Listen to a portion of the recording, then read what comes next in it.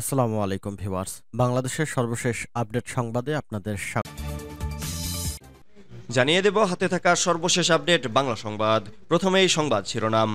বাংলাদেশের রাজনৈতিক অস্থিরতা, সংকটে বিশ্বসেরা সব পোশাক ব্র্যান্ড। এরপর জানিয়ে দিব অন্তর্বর্তীকালীন সরকারের শপথ কখন জানালেন সেনাপ্রধান। এদিকে শাহজালালের নিরাপত্তায় বিমান বাহিনী। এরপর জানিয়ে দিব ৩-৪ দিনের মধ্যেই পরিস্থিতি স্বাভাবিক হবে বলেছেন সেনাপ্রধান। আরও জানিয়ে দিব প্রতিশোধ বন্ধ করে ভালোবাসার বাংলাদেশ গড়ার আহ্বান খালেদা জিয়ার। সর্বশেষ জানিয়ে দিব রাষ্ট্রপতির সঙ্গে সাক্ষাৎ করবেন পার্থ। এতক্ষণ শুনছিলেন সংবাদ শিরোনাম, এবারে বিস্তারিত। তবে অনুরোধ থাকবে ভিডিওটিতে একটি লাইক করবেন এবং কমেন্ট করে জানিয়ে দিবেন কোন জেলা থেকে আপনি আমাদের এই ভিডিওটি দেখছেন।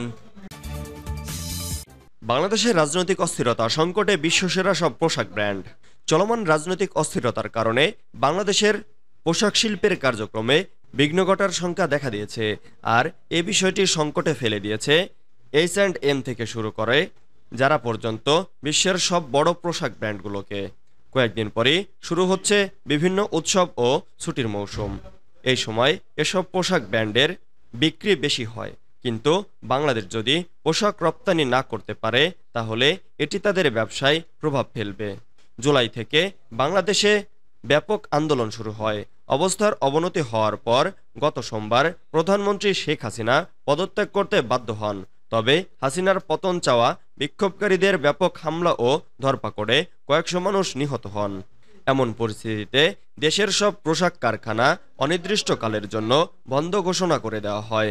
বাংলাদেশের পোশাক উৎপাদন এবং রপ্তানিকারক অ্যাসোসিয়েশনের তথ্য অনুযায়ী পণ্য রপ্তানি করে বাংলাদেশ যে পরিমাণ বৈদেশিক অর্থ আয় করে তার ৮৩% তৈরি পোশাক শিল্প থেকে আসে। অন্তর্বর্তীকালীন সরকারের শপথ কখন জানালেন সেনাপ্রধান। অন্তর্বর্তীকালীন সরকারের শপথ আগামীকাল বৃহস্পতিবার ৮ আগস্ট রাত ৮টায় অনুষ্ঠিত হবে বলে জানিয়েছেন সেনাপ্রধান জেনারেল ওয়াকারুজ্জামান। বুধবার ৭ আগস্ট বিকেলে সার্বিক পরিস্থিতি নিয়ে এক সংবাদ সম্মেলনে একথা বলেন তিনি। সেনাপ্রধান বলেন, ডক্টর ইউনূস বৃহস্পতিবার দেশে আসবেন। আমি তাকে বিমানবন্দরে রিসিভ করব। আশা করি বৃহস্পতিবার রাত ৮টায় অন্তর্বর্তীকালীন সরকারের শপথ অনুষ্ঠিত হবে। এ সরকারে ১৫ জন সদস্য থাকতে পারে। দেশের সংকট কাটিয়ে আমরা একটা সুন্দর পরিবেশ তৈরি করব। তিনি বলেন, সেনাবাহিনী সব সময় জনগণের সঙ্গে আছে এবং থাকবে। কেউ গুজবে কান দেবেন না। এ সময় তিনি ট্রাফিক নিয়ন্ত্রণে শিক্ষার্থীদের কাজের প্রশংসা করেন এবং ছাত্রদের পরিষ্কার পরিচ্ছন্নতা সহ সব ইতিবাচক কাজের অব্যাহত রাখারও অনুরোধ জানান।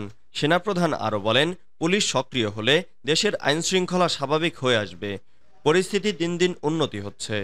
আশা করছি দ্রুতই পরিস্থিতি স্বাভাবিক হবে। এদিকে নোবেলজয়ী ডক্টর মোহাম্মদ ইউনূসকে প্রধান করে অন্তর্বর্তীকালীন সরকার গঠনের প্রস্তাব দিয়েছে বৈষম্য বিরোধী ছাত্র আন্দোলন, যা চূড়ান্ত হয়েছে। শাহজালালের নিরাপত্তায় বিমান বাহিনী। হযরত শাহজালাল আন্তর্জাতিক বিমানবন্দরের অধিকতর নিরাপত্তায় কাজ করছে বাংলাদেশ বিমান বাহিনী। বুধবার ৭ আগস্ট এ তথ্য জানিয়েছে আন্তঃবাহিনী জনসংযোগ পরিদপ্তর। আইএসপিআর জানায়, বাংলাদেশ বিমান বাহিনীর সদস্যরা হযরত শাহজালাল আন্তর্জাতিক বিমানবন্দরের অধিকতর নিরাপত্তা এবং নিরবিচ্ছিন্ন আন্তর্জাতিক অভ্যন্তরীণ ফ্লাইট পরিচালনার জন্য নিরলসভাবে কাজ করছেন। ৩-৪ দিনের মধ্যেই পরিস্থিতি স্বাভাবিক হবে বলেছেন সেনাপ্রধান। আগামী ৩-৪ দিনের মধ্যেই পরিস্থিতি স্বাভাবিক হয়ে যাবে বলে আশাবাদ ব্যক্ত করেছেন সেনাবাহিনীর প্রধান ওয়াকারুজ্জামান। বুধবার বিকেলে সংবাদ সম্মেলনে এমনটি জানান সেনাপ্রধান। তিনি বলেন, আমি দেখছি শিক্ষার্থীরা রাস্তায় দাঁড়িয়ে ট্রাফিক পুলিশের ভূমিকা পালন করছে। ট্রাফিক পুলিশ না থাকায় শিক্ষার্থীদের এই দায়িত্ব পালন দেখে আমি মুগ্ধ হয়েছি। তারা রাস্তার ময়লাও পরিষ্কার করেছে। আমার বিশ্বাস তারা এই ভালো কাজগুলো ভবিষ্যতেও চালিয়ে যাবে। সাম্প্রতিক সময়ে কোটা সংস্কার নিয়ে উত্তাল ছিল পুরো দেশ। শিক্ষার্থীদের এই আন্দোলনের তোপের মুখে পড়ে গত ৫ আগস্ট সোমবার পালিয়ে যান প্রধানমন্ত্রী শেখ হাসিনা।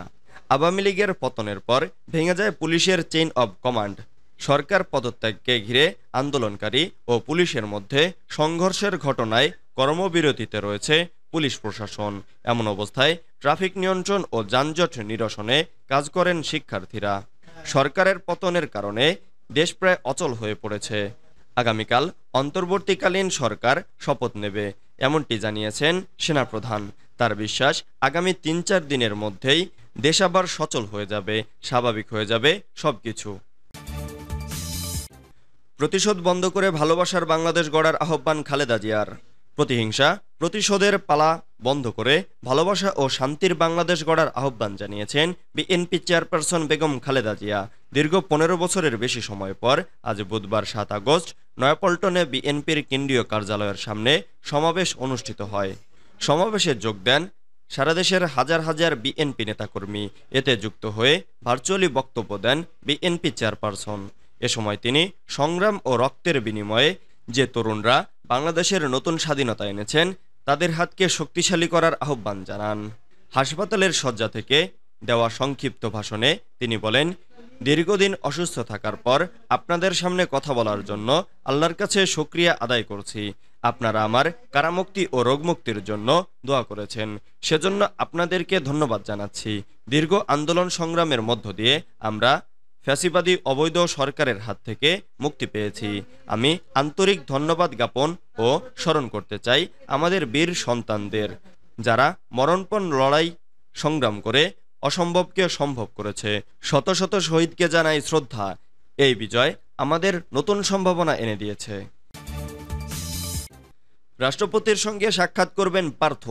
রাষ্ট্রপতি মোহাম্মদ শাহাবুদ্দিনের সঙ্গে সাক্ষাৎ করবেন বাংলাদেশ জাতীয় পার্টির চেয়ারম্যান ব্যারিস্টার আন্দাবিল রহমান পার্থ। বুধবার ৭ আগস্ট সন্ধ্যা ৭টায় এ সাক্ষাৎ অনুষ্ঠিত হবে।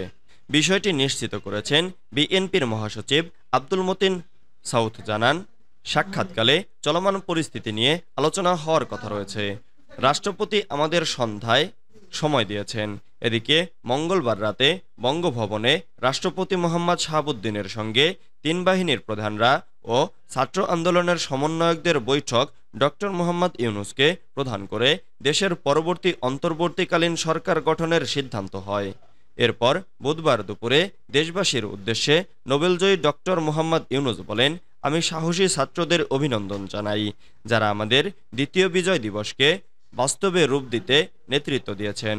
অভিনন্দন জানাই দেশের আপামর জনসাধারণকে, যারা ছাত্রদের এই আন্দোলনে পূর্ণ সমর্থন দিয়েছেন।